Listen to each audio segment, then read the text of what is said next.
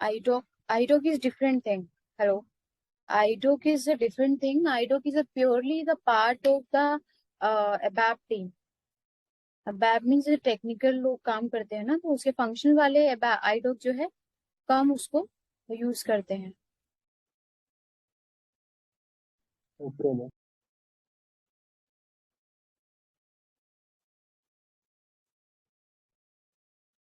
ठीक है। क्योंकि जो आइडोक होता है ना, वो भी आपका आइडोक का बेसिकली जो फुल फॉर्म होता है ना, उसको बोलते हैं इंटरमीडिएट डॉक्यूमेंट।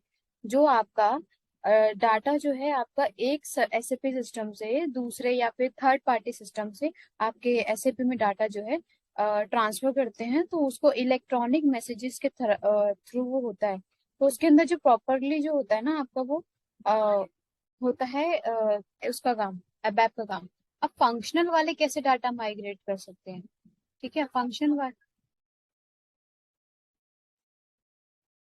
डाटा माइग्रेट करना है या फिर आपको बल्क में, सपोज मैं आपको अगर बोलती हूँ, आप यूजर हो, ठीक है, मैंने आपको बोला कि शॉपिंग मुझे आप 100 मीटर बना के दीजिए। अब 100 मीटर जब आप बनाओगे, तो आप मैनुअली बनाने से अच्छा है ना कि आप एक बार में ही बना लो। तो ये भी फंक्शनलिटी है। तो सबसे पहले हमारे पास एक होता है बैच डाटा कम्युनिकेशन, बीडीसी। ठीक है, बैच डाटा कम्युनिकेशन और ये होता है बीडीसी। इससे ये क्या है कि ये एक इंटरफेसिंग टेक्निक है। इससे बेसिकली हम क्या करते हैं, डाटा अपलोड करते हैं ना बल्क मैनर। आपको बल्क में पीओ बनाना है, if you want to get a vendor in a bulk, you want to get the purchase requisition in the bulk, so for this we are using the BDC. So BDC के अंदर क्या होता है ना, basically हमको इसके इसके अंदर आगे की जो कहानी है वो सारी अबैप की है। तो हमको सिर्फ एक रिकॉर्डिंग करके अबैप वालों को देनी होती है। ठीक है ना, ऐसे एक रिकॉर्डिंग देते हैं बैक वालों को, तो वो बैकएंड में उस प्रोग्राम को सेट करते हैं। और फिर आपको जितना भी बनाना है, आपको जितना भी प्रोग्राम बनाना है आपको, वो आप बना सकते हैं। तो यहाँ पे यही लिखा हुआ है, BDC works by simulating user input from transactional screen. So वो एबैपर हम लोगों को बोलते हैं कि आप हमको ना एक रिकॉर्डिंग करके दे दीजिए कि जब आप एक मटेरियल बना रहे हो तो आपको क्या क्या फील्ड जो है कैप्चर करनी है। तो वो हम उनको देते हैं। उसके बाद हमारा काम वही खत्म हो जाता है। उसके बाद की जो कहानी है, पूरा कोडिंग सेट करना है, जो भी सब करना है, वो अबैप पर करते हैं, because ABAP is a pure technical module in SAP. अब बात करते हैं हम the difference between LSMW and BDC. देखिए, LSMW generally is for normal SAP application, while BDC is mainly for any customized application। BD LSMW के अंदर जो है एक ये भी एक टूल है आपका डाटा माइग्रेशन करने के लिए और डाटा अपलोडिंग के लिए।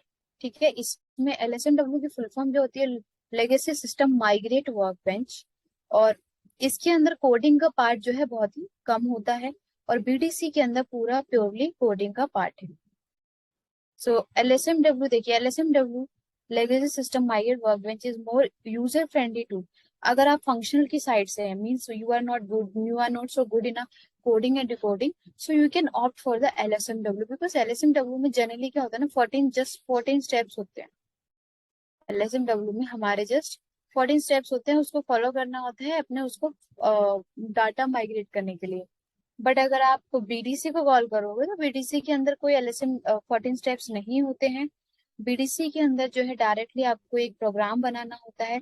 आइदर या तो वो ऐसे आपको रिकॉर्डिंग करनी होती है, या फिर या तो आप रिकॉर्डिंग के थ्रू कर सकते हो, वरना एक प्रोग्राम वेपर बनाते हैं, उसके थ्रू आप उस ट्रांजेक्शन को मैनुअली ना करके आपका रिकॉर्डिंग ऑटोमेटिक चलता है।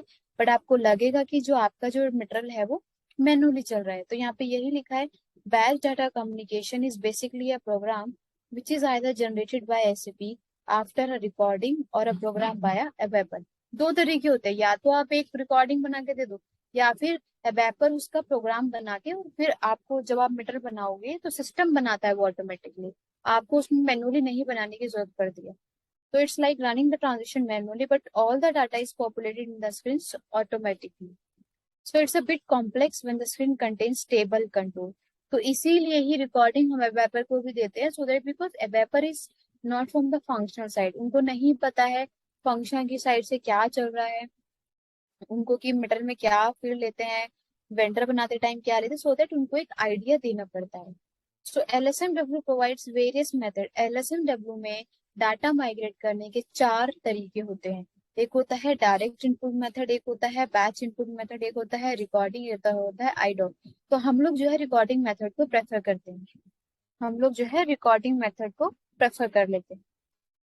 ठीक है, BDC however simply make use of recording, there are two ways, ये ठीक है। अब देखिए, in LSMW mapping is take care with the help of SAP. LSMW के अंदर जो काम होता है वो आपके एसएपी से ही होता है। बट जब आपका बीडीसी होता है, वहां पे प्रोग्रामर को, डेवलपर को एक प्रोग्राम बनाना पड़ता है। ठीक है, तो BDC is more complex as compare to एलएसएमडब्ल्यू।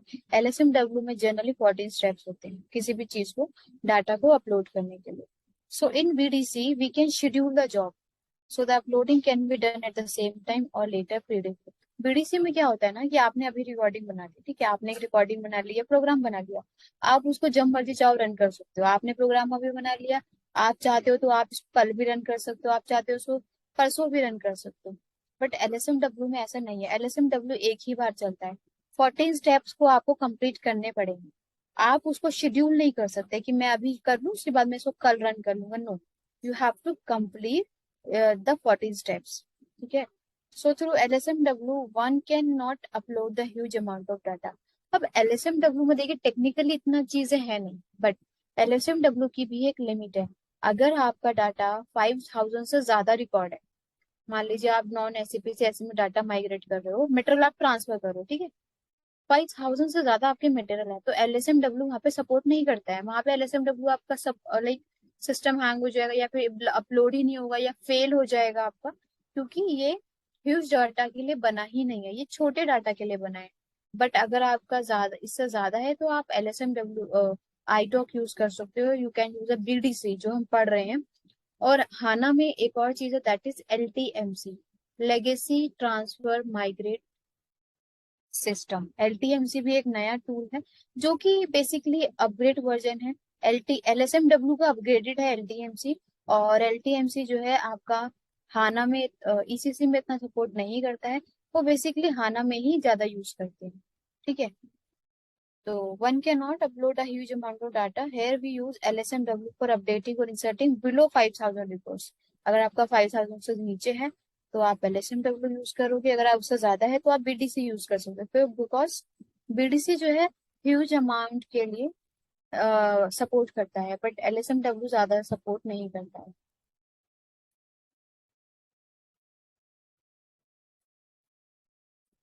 ठीक है, सो देखो, अब LSMW जो है फंक्शन वाले ज्यादा यूज करते हैं। Why? Coding is not very flexible in LSMW। इसके अंदर फ्लेक्सिब कोडिंग का इतना पार्ट है नहीं। Whereas in BDC, coding is very flexible and application can be easily customized. इसमें क्या रहता है ना कि अगर आपको लगता है कि कोई मेरी स्टैंडर्ड फिजिबिलिटी नहीं है, तो you can do it by the customise. तो बिकॉज कोडिंग है, कोडिंग से आप कोई एनहांसमेंट लगा सकते हो प्रोग्राम के अंदर, तो इसीलिए बीडीसी ज्यादा फ्लेक्सिबल है। बट सारे फंक्शनल को ये नहीं रन कर पाते हैं, बिकॉज कोडिंग का अगर जिसको नॉलेज होगा वही किसको ज्यादा कर पाता है। So this is mainly because LSMW is devised specially for the functional consultant. LSMW जो specially आपके functional consultants के लिए बना है, who do not perform coding, जो कि कोडिंग या डिकोडिंग में इतने अच्छे नहीं होते। But BDC is mainly use by the technical consultant. BDC जो है पूरा मेनली आपका टेक्निकल कंसल्टेंट यूज करता है। आईडोक आपका हो गया, ईडीआई भी एक होता है, इलेक्ट्रॉनिक डिवाइस इंटरफेस। ये सब टेक्निकल के काम है, ये हमारे नहीं है। बट हाँ, इंटरव्यू में आपसे बस ये पूछेंगे कि have you worked on a migration tools. आपसे सिर्फ 14 स्टेप्स पूछ लेंगे एलएसएमडब्ल्यू के कि 14 स्टेप्स, बिकॉज हमारा इतना काम रहता नहीं है। डाटा माइग्रेशन के लिए एक अलग ही टीम रहता है, ठीक है, हु परफॉर्म कोडिंग। अब मैं आपको एसएपी के अंदर दिखा देती हूँ इनके 14 स्टेप्स।